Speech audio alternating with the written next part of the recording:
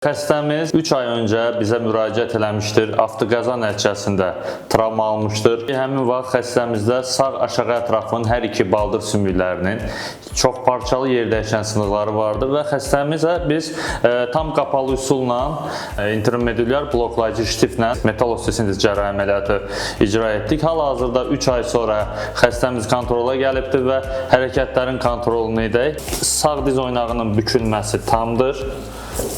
Açılması da tamdır. Aşıq baldır oynağının bükülməsi tamdır.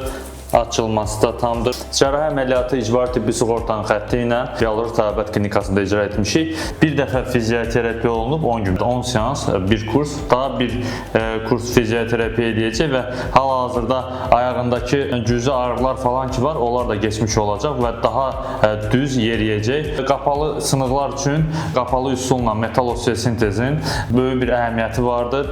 Vurğuladığımız kimi xəstənin tez aktivləşdirilməsi üçün infeksiyanın az olması kimi əzəllərin qoruyub saxlamaq və sair və ilaxır. Çox tez ayağa qalxdım, hər şey qaydasında oldu. Yəni 3 ay ərzində ayağa qalxmağıma inanmırdım həqiqətən də. İlk həftə çətinlik oldu, digər həftələrdə isə qaydasına düşdü. Əməliyyatdan məmnunsunuz? Çox sağ olun, minnətdaram. Sağ olun. Var olun. Sağ olun. Sağ olun. Geçmiş olsun. Sağ olun.